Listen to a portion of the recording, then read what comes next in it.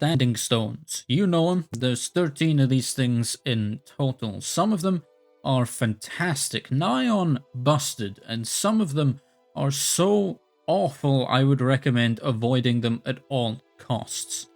Today, we will be ranking each of them from worst to best, so that you know what's best for your playthrough. Remember to leave a like and subscribe if you enjoyed this type of content, and let's get started. At number 13, we have the Apprentice Stone, which you can find here. Good God, this thing should be a crime. 100% more magic damage taken? Do you have any idea how much magic damage is in this game? Atronachs, dragons, mages, skeletons, Draugr, hell, even random crystals fire this stuff out like batting cages. And 100% increased magicka regen? Magicka regen is really not that important. It's so slow that doubling it barely makes a difference. And there are so many ways to increase it without taking double magic damage. Just throw this stone in the trash and pretend it was never there. At number 12, we have the Lady Stone, which you can find here. The Lady Stone is that item on the menu with a great looking picture, and then the waiter brings it out and gives you a steaming pile of 25% regen boosts. The description makes it sound decent. Health and stamina regenerating more quickly seems great, but 25% is barely noticeable. If you have a very stamina intensive build, then you might get something out of it, but it's so unlikely you'll even notice. At least it doesn't actively harm you like the Apprentice Stone though. At number 11, we have the Shadow Stone, which you can find here. Now we are at least starting to climb out of the useless tier. Free invisibility is nice, but it is an ability that breaks so easily and can only be used once. It's just so... It's definitely not bad, but you're so much better off with spells or even potions. Also, this stone is placed in such a way that you're more likely to encounter it whilst you're doing the Thieves Guild quest. And at this point, not only are you likely at a high stealth skill level, which, as we all know, is more than enough to not be detected, but you're also only a couple of quests away from getting Shadow Cloak of Nocturnal, which is the same thing, except it works for double the amount of time and lets you turn it back on when it breaks. You might as well save your Standing Stone Blessing for something else. At number 10, we have the Tower Stone, which you can find here.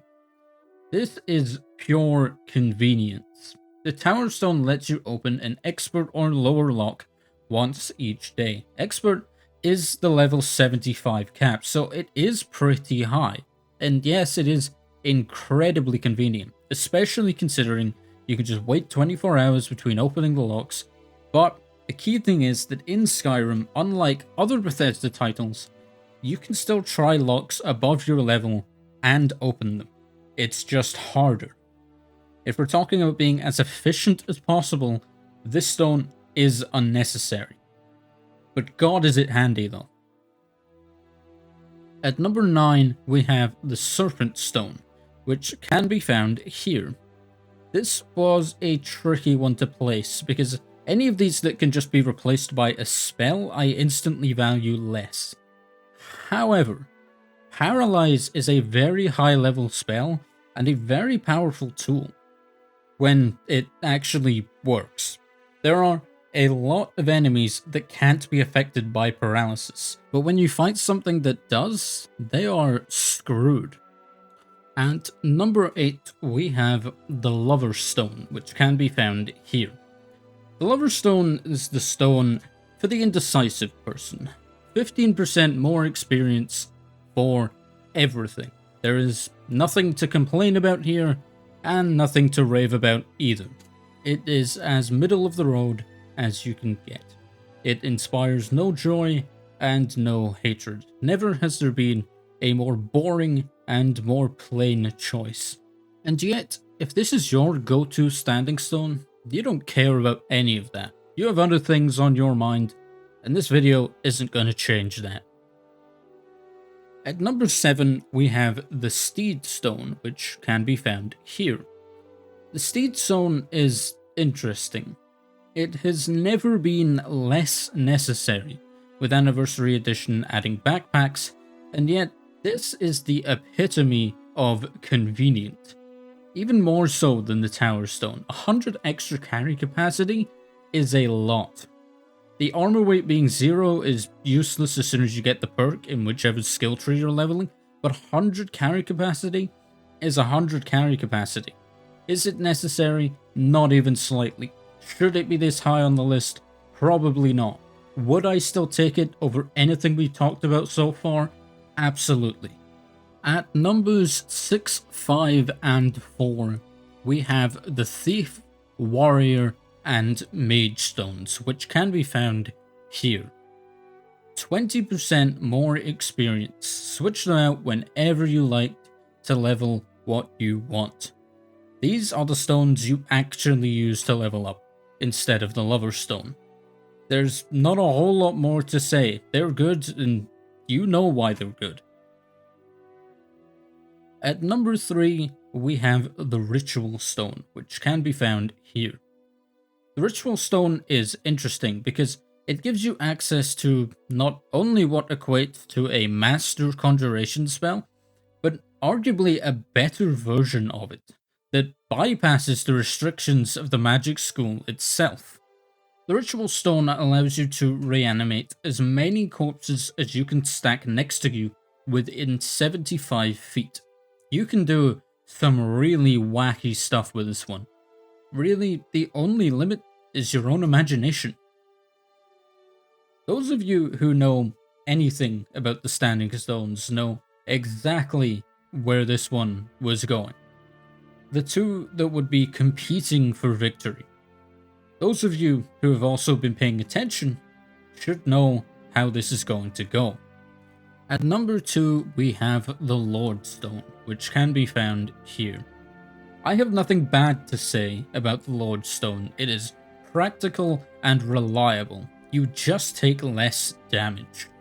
40 bonus points of armor and 25% magic resist.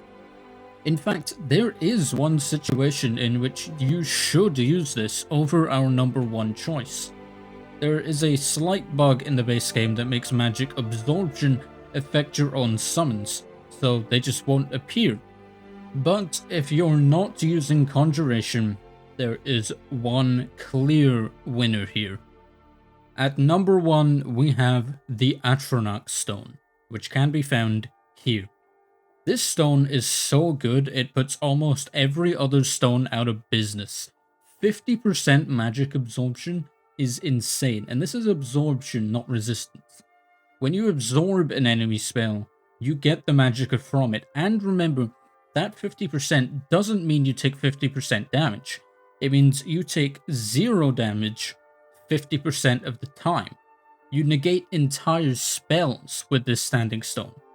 That is incredible no matter what your build is. This would be number 1 if that was all it did, but on top of that, you get an extra 50 points of magicka. 5 levels worth of magic for free is a wonderful cherry on top. The only downside is 50% less magicka regen speed, and we already talked about why that doesn't matter back at the Apprentice Stone.